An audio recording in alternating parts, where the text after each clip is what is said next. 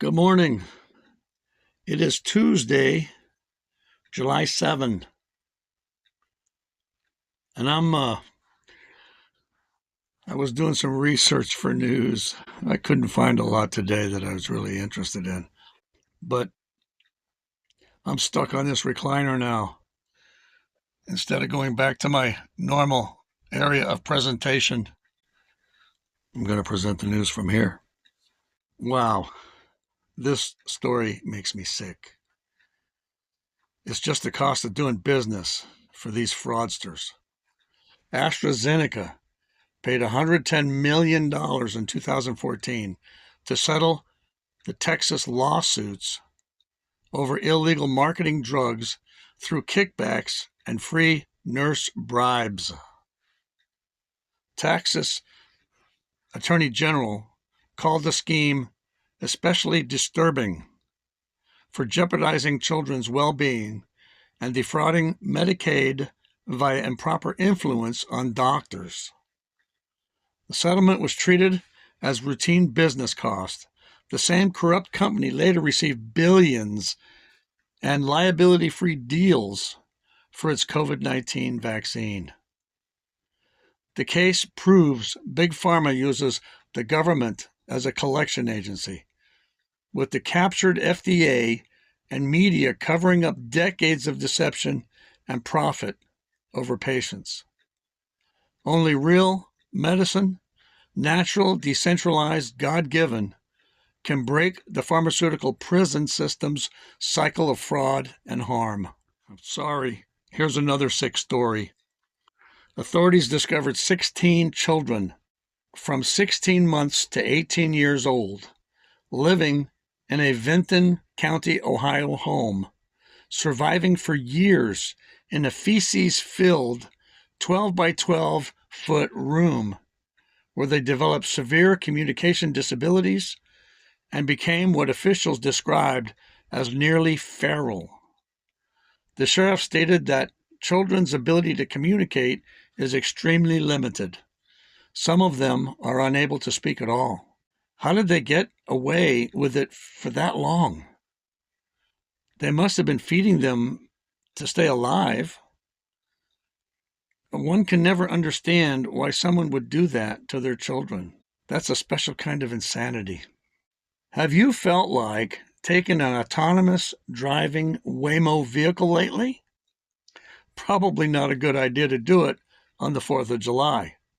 This Waymo vehicle in San Francisco drove directly through detonating fireworks during 4th of July celebrations. Passengers were trapped inside the automobile, unable to stop the vehicle as the autonomous car continued forward into the blast zone. Colorful smoke appeared beneath the vehicle, prompting one passenger to ask, "Is the car on fire?" I guess AI can do a lot of stuff, but you have to program it for unexpected also. Okay, here's some interesting facts for you.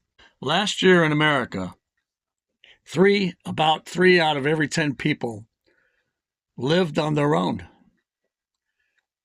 In 2024, 5 out of every 10 Americans over the age of 25 had a college degree.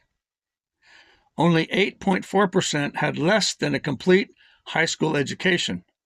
In 2024, the median household income in America was $81,600. 30% made less than $50,000. 28% made between $50,000 and $100,000. 41% made $100,000 or more. That actually sounds kind of high to me. With all the homeless we have and people complaining about prices, I don't know. That was 2024. It's 2 years later. I think it's a different situation today. Team USA's dreams of winning the World Cup ended last night in Seattle with a 4-1 loss to Belgium. Nice try, USA.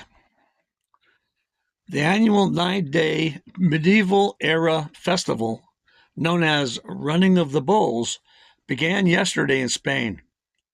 Beginning today, thousands of people will sprint ahead of 6 fighting bulls and 6 steers each morning at 8 a.m. local time, followed by an afternoon bullfight. At least 16 people are believed to have died in the festivities over the past century. Yeah. I watched a video this morning where Dr. Brian Ardis said 90% of the vaccines that we use in America are manufactured in China. The vaccines used to be cultured in chicken eggs. More and more people became allergic to chicken eggs. And he explained that the human body, when it takes in foreign DNA, like as in a kidney transplant or whatever, you have to take special drugs because your body, your autoimmune system automatically fights that foreign object. And when it takes in foreign DNA, as in chicken eggs, it fights that. And so people become allergic to chicken eggs. 20 years ago, they switched to snake eggs. There are villages in China where they grow snakes for their eggs to produce these vaccines for big pharmaceutical companies. Just like how our bodies reject organ transplants because it's someone else's DNA, our body will reject any foreign DNA which these vaccines have in them. This is why we have such an increase in autoimmune disease. Now, I'm not saying this is what's happening, but what I will say that is if you wanted to kill off a large percentage of the population, negatively affecting their autoimmune system would be a great way to do it. Well, I don't have a lot of news today. That's it. So have a great Tuesday and the rest of the week, and we'll be seeing you soon.